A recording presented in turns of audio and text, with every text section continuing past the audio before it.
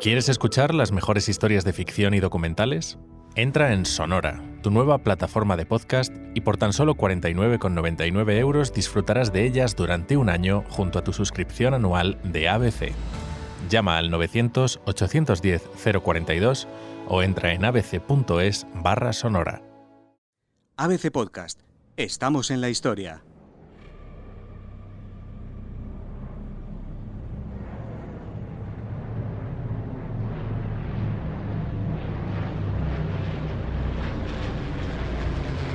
Cuando el capitán William Parsons accionó el botón el lunes 6 de agosto de 1945, exactamente a las 8:15 de la mañana, la bomba tardó 55 segundos en alcanzar la altura determinada para su explosión, aproximadamente a 600 metros de altura sobre Hiroshima.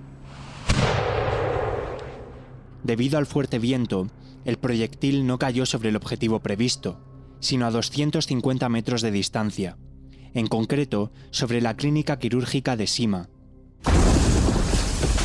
En un segundo se formaron dos bolas de fuego gigantescas, de más de medio kilómetro, y la temperatura se elevó 1.000.000 de grados centígrados.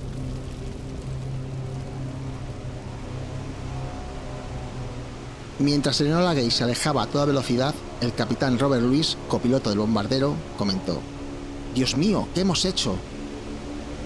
Bob Caron, artillero de cola del Enola Gay, describió la escena así: La columna de humo asciende rápidamente. Su centro muestra un terrible color rojo. Los incendios se extienden por todas partes como llamas que surgen de un enorme lecho de brasas. Comienzo a contar los incendios. 1, 2, 3, 4, 5, 6, 14, 15. Es imposible, son demasiados.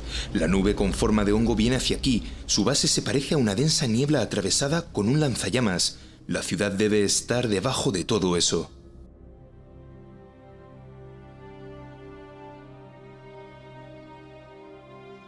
Hablamos con Agustín Rivera, que acaba de publicar las entrevistas que realizó durante su etapa como corresponsal en Japón en el libro Hiroshima, testimonio de los últimos supervivientes. El mundo cambió desde luego tras la bomba de Hiroshima y Nagasaki, porque había una batalla tremenda científica, tecnológica, para ver quién era el primer país que tenía acceso a esta bomba atómica. Las fuerzas de Alemania y también Estados Unidos pues competían también la URSS quería lanzar la primera bomba atómica. Entonces, después del ensayo nuclear que hubo en julio de 1945 en el desierto de Nuevo México, Estados Unidos quería lanzar la bomba atómica. Desgraciadamente fueron Hiroshima y Nagasaki los primeros objetivos. ¿De qué forma cambió? Pues de una manera muy clara, porque fue el principio de la Guerra Fría, y desde ese momento el mundo se dividió en dos partes, del mundo comunista y el mundo capitalista, y esos ensayos nucleares desde los años 40 y sobre todo los años 50 y principios de los 60 fueron bastante efectivos, ¿no? O sea, ahí hubo muchas veces de que los países necesitaban lanzar esos ensayos para probarse el impacto que tenía y también para servir de amenaza ante lo que podía ser una guerra nuclear.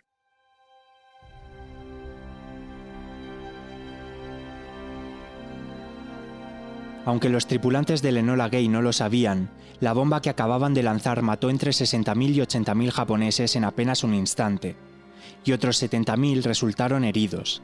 Aquello, sin embargo, solo era el principio. Antes de que acabara el año, los muertos por la radiación entre Hiroshima y Nagasaki ascendieron a 180.000. Las características comunes de la víctima de Hiroshima y de Nagasaki, de los llamados Hibakusha. Hibakusha quiere decir persona irradiada, persona que ha sufrido una radiación nuclear. Yo creo que se puede resumir en una frase del poeta Rilke: sobreponerse es todo. Hubo mucha resiliencia, ausencia de rencor, ausencia de venganza. La guerra, desde luego, les cambió mucho y tenían claro que no se podía repetir el error. Eso también yo creo que es importante. Nunca más Hiroshima, nunca más Nagasaki. El 70% de los edificios de Hiroshima fueron destruidos y la explosión se sintió a 60 kilómetros de distancia. Mori-san tenía 19 años y estudiaba en la Escuela de Formación Profesional para Niñas de Hiroshima. El día de la explosión se encontraba en uno de los edificios del cuartel general de la Marina y recordaba así lo vivido. La temperatura era 100 veces mayor que la de ahora. Algunas personas caían al río y se ahogaban. En el agua flotaban muchos cadáveres. Olían a muerto, como si fueran pescado podrido. Todavía veo el color negro de los cuerpos descompuestos. La poca gente que había en la calle tenía la espalda carbonizada y de los cadáveres putrefactos salían gusanos, que luego se convertían en moscas. Y esas miles de moscas, las únicas que se movían con libertad, volvían a posarse en los cuerpos de los muertos. Los heridos caminaban en silencio.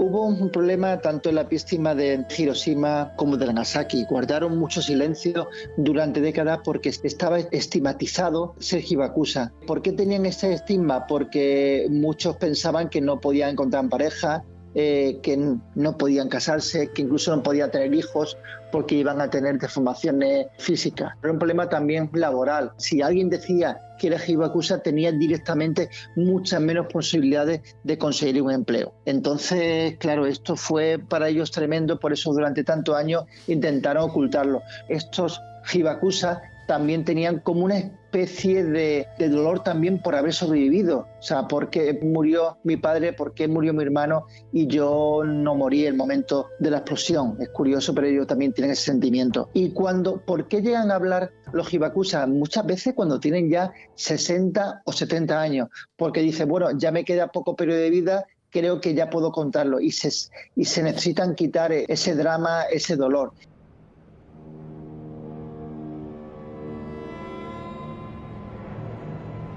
En los días previos a la masacre, varios aviones de Estados Unidos lanzaron panfletos en 12 ciudades informando a los civiles de que les iban a bombardear, pero los residentes de Hiroshima nunca fueron advertidos del ataque nuclear.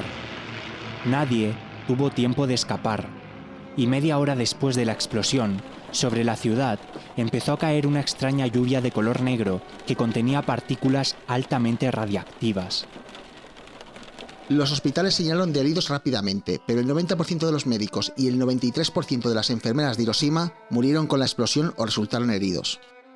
La conciencia de los Hibakusha para saber que había sido un ataque nuclear no llegó hasta un par de días después, quizá en algunos casos varias semanas, porque en ese momento pensaba que había sido una gran bomba. No la podían definir como una bomba atómica. En cuanto llegó la lluvia negra, dijeron, ¿cómo es posible que aquí, si el día estaba estupendo, era un día muy luminoso, contradictoriamente hacía un día una luz preciosa? El momento de la explosión irradiaba una luz que algunos definen como blanco, otros como azul, otros como un atardecer absolutamente bello. En el momento de la explosión, de la explosión y sobre todo el momento de la lluvia negra, reflejó un poco lo que ellos sentían. Y desde luego lo que las víctimas, lo que los Hibakusha de Hiroshima y Nagasaki tenían conciencia que había sido al final una bomba atómica, ellos lo vieron mucho tiempo más tarde.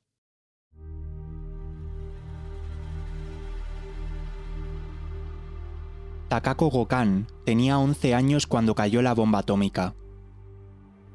Aquel día llegó media hora antes a la escuela. Mientras esperaba a su profesor, estuvo practicando juegos malabares. De repente, escuchó el rugido del motor del Enola Gay sobrevolando el edificio. Segundos después, se desató el infierno. Agustín Rivero la entrevistó cuando tenía 88 años y vivía en Benalmádena, Málaga, junto a su hija, su yerno y su nieta. Sentí como si una estrella llena de agujas me atravesara el cuerpo, y de repente apareció el fuego. No lo recuerdo bien, pero unos minutos después oí un gran estruendo que me lanzó a una distancia de más de 8 metros. Una persona me gritó de repente, ¡peligro! En ese momento el colegio se derrumbó entero y un soldado se me echó encima, seguramente el mismo que había gritado lo del peligro. Estaba todo oscuro y no oía nada. Luego entró un poco de luz y empecé a ver poco a poco. Cavé entre los restos para poder salir y cuando me pude ver a mí misma me di cuenta de que tenía la cara hinchada y me colgaba la piel.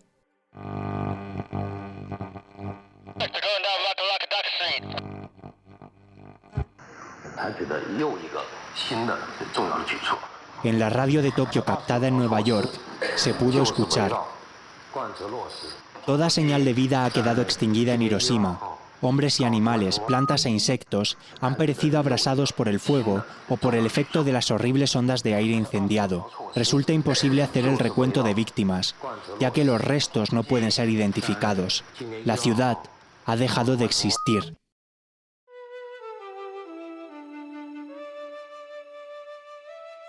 Algunas fuentes aseguran que más de 200.000 personas fallecieron hasta 1950 como consecuencia de las bombas de Hiroshima y Nagasaki, ya sea a causa del cáncer o de otras enfermedades relacionadas con la radiación. Entre 1950 y 1990, se estima que el 9% de las muertes ocasionadas por cáncer y leucemia entre los supervivientes al bombardeo se debió también a la radiación de las bombas.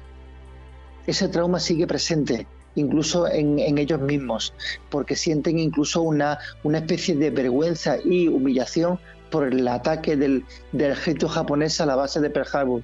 Ellos piensan que si no hubiese habido un ataque a Pearl Harbor, quizás sus padres, sus hermanos, sus amigos podían haber vivido y podían ahora mismo ser ancianos. Yo cuando los entrevisté para mi libro Hiroshima, Testimonio de los últimos supervivientes, tenía muy claro que no solamente quería hablar del momento de la explosión, sino del antes. Por ejemplo, ¿cuál era su juguete favorito? ¿O cuál era su vida en los años 60 o 70, 20 o 30 años después del impacto de la bomba? Para mí eso era incluso más relevante que el momento de la explosión, que el momento del drama en sí.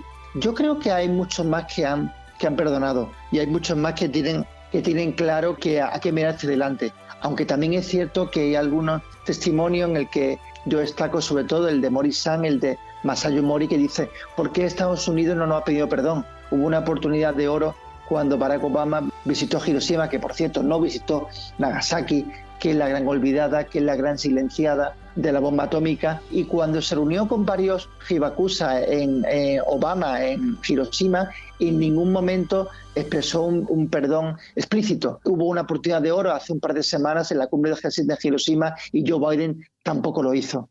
Creo que debería llegar ese perdón.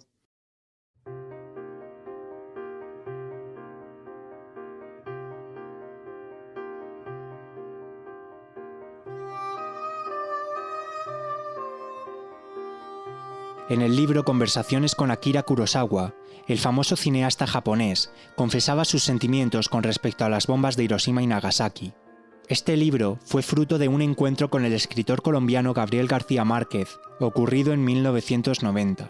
Habían transcurrido 45 años desde que Estados Unidos lanzara aquella bomba atómica, pero Kurosawa recordaba perfectamente aquel día. Recuerdo el día de la bomba claramente y aún ahora no me puedo creer que hubiera podido ocurrir en el mundo real. Pero lo peor es que los japoneses lo hemos olvidado. Los japoneses no hablan de esto de una manera abierta. Nuestros políticos en particular se callan por temor a los Estados Unidos. Por ello nos preguntamos, ¿cómo siente hoy la juventud japonesa aquella tragedia? La juventud japonesa tiene una cierta ambivalencia con respecto a la bomba atómica de Hiroshima y Nagasaki. Si nos centramos en el concepto juventud japonesa un poco más general de alguien que viva en Yokohama o alguien que viva en Hokkaido, por ejemplo, pues en general es tendencia clarísima al olvido, a la amnesia, a que decir no, eso es pasado, eso es de gente mayor, eso pasó hace muchísimo tiempo y yo no tengo nada que ver. Yo soy un joven, un hombre o una mujer del siglo XXI. Pero es muy curioso también, y yo creo que hay que destacar, y en Hiroshima, Testimonio de los últimos sobrevivientes lo he intentado que tuviesen un apartado, que son esos jóvenes de Hiroshima y Nagasaki que no tienen nada que ver con los hibakusa, con los supervivientes, ni sus abuelos, ni sus padres, ni sus amigos. Afortunadamente para ellos tuvieron nada que ver con el impacto de la bomba atómica, pero que sí viven en su ciudad y saben que lo que pasó en su ciudad, como los lectores de New York Times dijeron en 1999, la noticia más importante del siglo XX fue la bomba atómica de Hiroshima.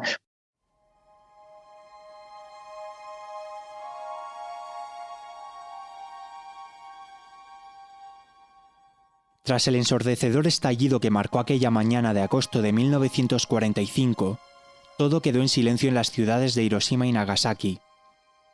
Uno de los últimos episodios de la Segunda Guerra Mundial y uno de los más crueles que ha padecido la historia. Un episodio negro en lo que avances humanos se refiere, ya que hasta los propios creadores de la bomba atómica eran conscientes de que el mundo no sería el mismo una vez que este invento saliera a la luz. 214.000 personas murieron por la explosión y las consecuencias de la radiación. Personas inocentes que trabajaban en sus campos de cultivo y daban inicio a la actividad del día. Personas que eran ajenas a las ambiciones políticas y territoriales de unos pocos. Todos sabemos que la guerra no entiende de inocencia o ajenidad. Nada podían hacer ante aquellos descomunales efectos. Y es que, como dijo Albert Einstein, solo hay un arma capaz de contrarrestar los efectos de la bomba atómica. Es la paz.